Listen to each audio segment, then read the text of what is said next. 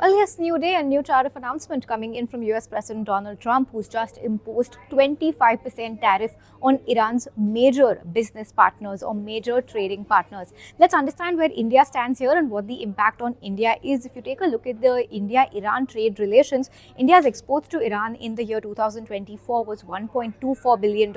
India's total imports just at $0.44 billion, taking the total bilateral trade between India and Iran at just $1.68 billion, which interestingly is a degrowth of 9% on a year-on-year basis. But that is exactly what India's trading trend with Iran has been. We did trade with Iran worth $17 billion in 2019, which has fallen all the way to just $1.68 billion as per the latest figures that we have from the Ministry of Commerce. Just to understand for context, India's major exports to Iran include categories like basmati rice, tea, sugar, fresh fruits, drugs and pharmaceutical products.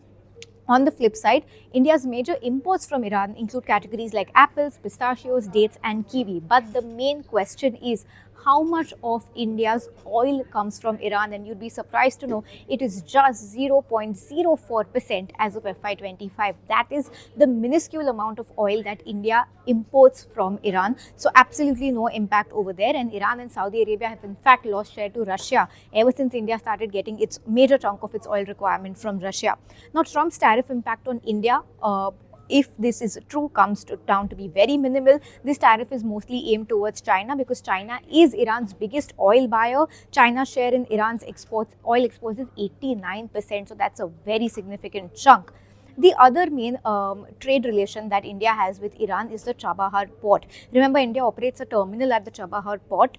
The US has granted India a 6-month exemption from sanctions at the Chabahar port, effective from October 29 last year. So we are still in that sanction period. So all eyes are going to be on if there is any impact here at all. But as of now, talking about India's trade relation with Iran and the amount of oil we get, very minimal impact.